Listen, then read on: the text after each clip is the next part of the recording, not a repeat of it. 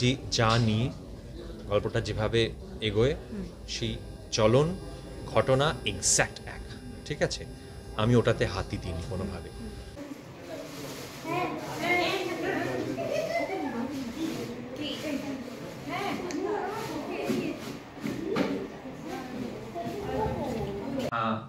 আমি যদি অতীনের জায়গায় থাকতাম, আমার কোন জিনিসটা কোন ছিদ্রপথ দিয়ে কোন মানে কি বলবো কোন রন্ধ্র দিয়ে এই সুপার ন্যাচারাল প্রেজেন্সটা ঢুকতে পারে, এবং সেটা আমার সবসময়তেই মনে হয়েছিল যে আসলে আমরা যতই বলি না কেন যে আমরা যখন আমাদের বাবা মাদেরকে হারানোর পর আমরা বড় হয়ে যাই, আমরা ভুলে যাই সেই শোক বা সেই স্মৃতি, সেটা হয় না।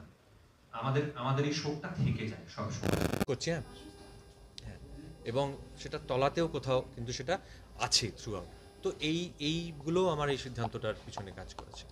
এবং কোথাও একটা পরমদা জানি যে আমরা যখন বই পড়ি বা শুনি অডিও স্টোরি, যেটা শুনেছি আর কি, সেটাই আমরা পর্দায় দেখার জন্য সেই উৎসাহটা নিয়ে আর কি পর্দায় দেখার জন্য যাই আর কি। সেই জায়গাটায় কি দর্শক কতটা, কারণ সিনেমার ক্ষেত্রে তো একটু হলেও পরিবর্তন দরকার হয়, সেটা কতটা রয়েছে, কতটা দর্শক অন্যরকমভাবে পাচ্ছে, কতটা কাছাকাছি পাচ্ছে? দেখো, গল্পটা যে যা নিয়ে গল্পটা যেভাবে এগোয় সেই চলন ঘটনা এক্স্যাক্ট এক, ঠিক আছে? আমি ওটাতে হাতই দিইনি কোনোভাবে। আমি যেটা করেছি, যে বললাম, অতীনের একাকিত্বটার জায়গাটা আমি একটু, এরকম হয় না আমরা ছোটোবেলায় নোটস নিতাম যখন আমরা কিছু জায়গায় আন্ডারলাইন করতাম লাল দিয়ে বা পেন্সিল দিয়ে, ওটা কেন করতাম? যাতে ওটা একটু সেকেন্ড টাইম যখন পড়ি, যাতে তার হাইলাইটেড পার্টটা যাতে আমার মাথায় থাকে, ওইটা একটু আন্ডারলাইন করা আছে হাইলাইট করার জন্যে। আর এছাড়া ধরো একটা গল্প, একটা বড় গল্প, সেটা হয়তো পুরোটা বলতে গেলে আমার ওটা 4 ঘন্টা জিনিস হয়ে যেত। তো সেটাকে তো কিছু জায়গা থেকে কিছু জিনিস বাদ দিতে হয়, কিছু জিনিস রাখতে হয়, সেটাকে একটা লেভেলে যেটা স্টোরি এডিটিং বলে, মানে গল্প লেভেলেও কিন্তু একটা সম্পাদনা হয়, শুধু যেটা শ্যুট করলাম তার সম্পাদনা নয়। তো সেটা তো একটু করতে হয়েছে ন্যাচারালি, কেননা আমার তো 6টা এপিসোড এবং সেটা 20-21 মিনিট করে, তো সেই সময়টার মধ্যে বাঁধতে চাই বলে কিছু জিনিস আগু পিছু করতে হয়েছে, কিছু জিনিস হয়তো সরিয়ে রাখতে হয়েছে, কিছু যেগুলোকে আমার মনে হচ্ছে এগুলো রাখাটা আমার জন্য বেশি গুরুত্বপূর্ণ, সেগুলো রেখেছি। বাট গল্পের চলন, গল্পের শুরু, গল্পের শেষ সব একদম এক। এবার একটু অতীনের চরিত্রটাই আসি। তুমি তো সেই উত্তরটা রেডি করে রেখেছো ডিরেক্টরের জন্য, মানে তিনিই দেবেন। তুমি একটু বলো অতীনের চরিত্রটা কীভাবে তৈরি হলো, পুরোটাই কি স্ক্রিপ্ট মেনে নাকি? ভোগের ক্ষেত্রে অতীনের চরিত্র আমি যতখানি জানি, পাঠক শ্রোতাও ততখানিই জানি।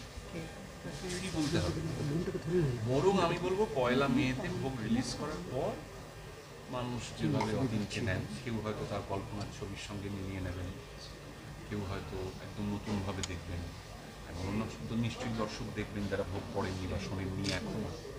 তো আমি চরিত্রটার প্রতি একটা সৎ থেকে তার সৎ ইমোশনটাকে বের করে আনার বা প্রকাশ করার চেষ্টা করেছি। তোমরা কি নেগেটিভ এনার্জিতে বিশ্বাস করো? Negative energy, yes, definitely yes. Negative energy মানে কি? প্রশ্নটা সোজা করে বলো। আমি ভূতে বিশ্বাস করি না, ভগবান ভূতে বিশ্বাস করি না। নেগেটিভ এনার্জি কথাটা কিন্তু তা নেগেটিভ এনার্জি, আমার এই বিষয়ে বিরাট বিরাট পড়াশোনা নেই, নেগেটিভ এনার্জি কি, হ্যাঁ কিন্তু অবশ্যই নেগেটিভ এনার্জি এক্সিস্ট। আচ্ছা, আমি না ভোগ অনেকবার শুনেছি, তো আমার ট্রেলার দেখে এবং কাজ করার সময় এটা মনে হয়েছে ওগুলো ওগুলো দারুণ বার্তা করেছে, আমি কোনো ডাউট নেই। একটা জিনিস বা এই যে এক্সপিরিয়েন্স দেখলাম, তুমি ছোট হাফ প্যান্ট পরে জাস্ট আরাধনা করছো, হয়তো তুমি শর্ট প্যান্ট বলে, হ্যাঁ শর্ট প্যান্ট।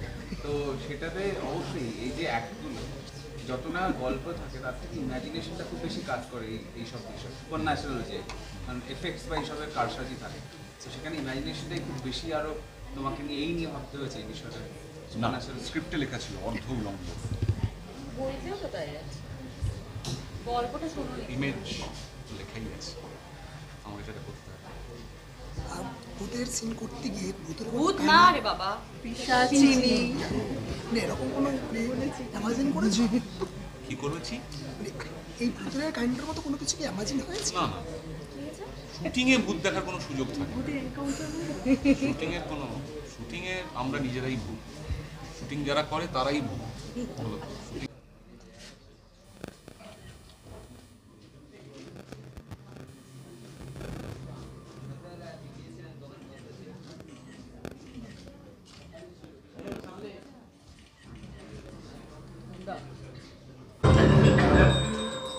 श्रीनयना भवति नस्तनमणि